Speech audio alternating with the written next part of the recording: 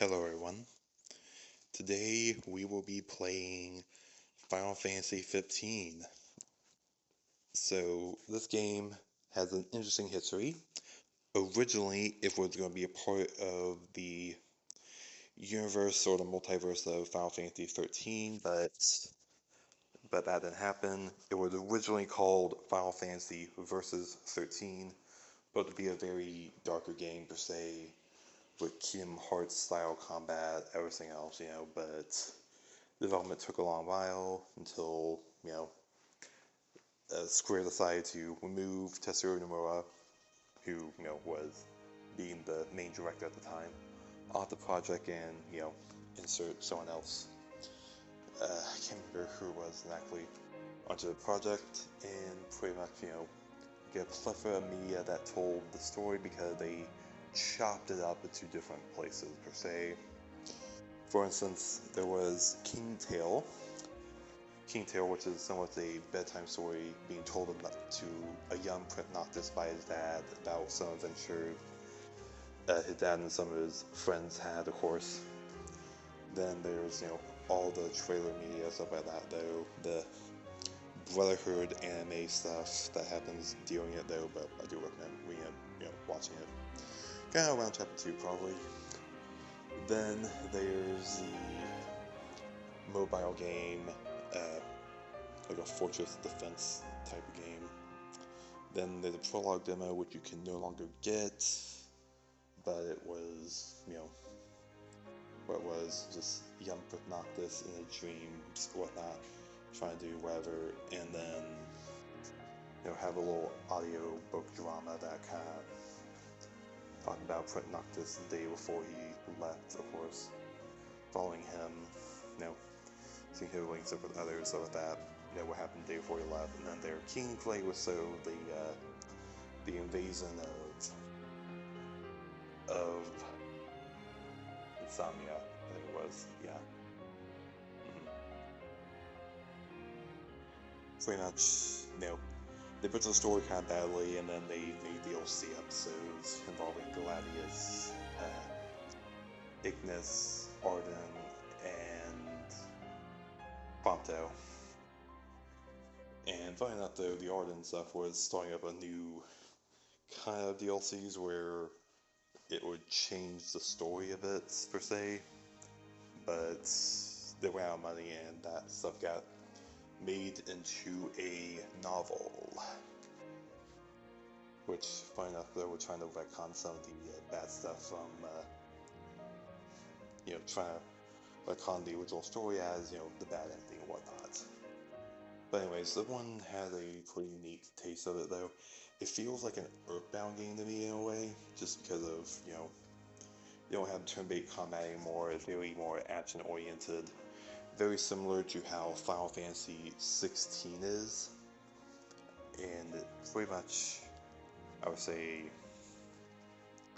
a good game to, it definitely is a beginner Final Fantasy that I probably would say is, I would recommend it to some people per se, but it's really a game that kind of that maybe forgot its original rendition, which is, Versus 13.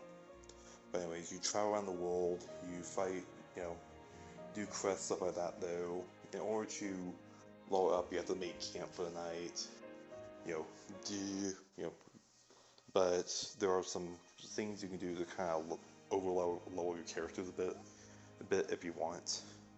Such as there are hotels that can give you XP bonuses, like very fancy hotels in I think the town called Lyceum and a hotel in Altissa that can give you 3 times XP. So sometimes it just makes sense to just crew members be filthy for about a couple of weeks or so and just do all the grinding for crests and whatnot, monsters, and then being so overpowered though in the first chapter, of course. You might see that with some of my characters, of course. I mean, I did try to keep it fair per se, but honestly, it's just so easy to just quote unquote just move on and everything else. Though there is a day and night cycle they added, which is kind of interesting. as the day progresses, though, night becomes a bit longer and longer, and the sun takes a little bit more time to, rise, of course. Like, typically the sun rises at 6 and then it's up to like 9, 8, something like that, though. But then night started to, encroach a bit until you get this chapter 15 where it's just eternal night. Wow. Yeah, it's definitely impressive. I played some of the DLC per se. I'm kind of going to try to like implement it the best I can. I know where to go, but the Pronto DLC is a bit hard to figure out where it takes place timeline-wise. Plus, I'm kind of going to be, making days out of it in a way. Like a whole lot of days may be compressed into one episode. I'll try to condense it as much as I can, but who knows. Yeah, there also is another DLC called Comrades, where it takes place between chapters 15 and 14. I have not played that. I probably will. I just haven't really felt the need to play it, really. So, anyways. Yeah, the last time I played the game was in 2020 for the first time, though, so I didn't do a lot of things there. I was just bumbling my way through it mostly. Yeah. But anyways, I'm gonna try and do the best I can to get most of the stuff. There were some things you can do at the end game, but it really depends on how I feel about it, though, man. I don't know. I mean, there's some side quests, though, like giving a repair kit to people who have cars that are broken down, and there's looking for dog tags, everything else, which is definitely a bit of a headache to do. And then there's, sailing around the sea on the Royal cruise ship, of course. Anyways, I'm gonna stop now and let y'all enjoy. Bye.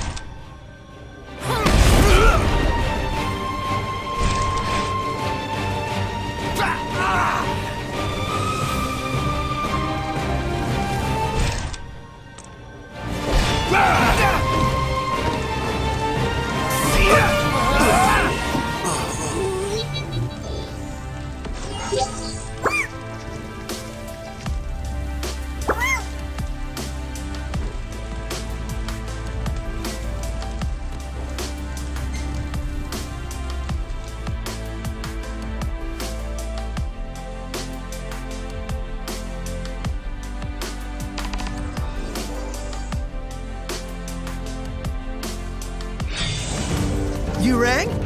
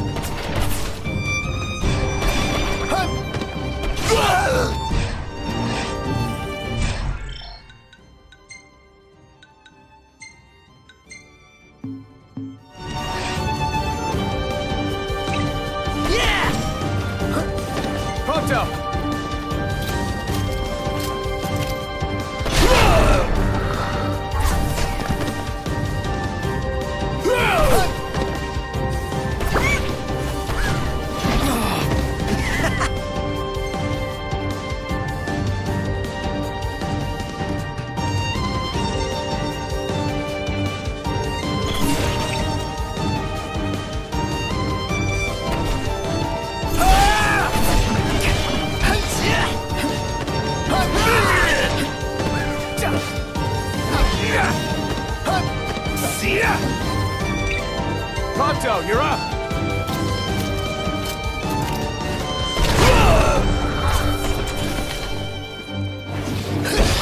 Get lost!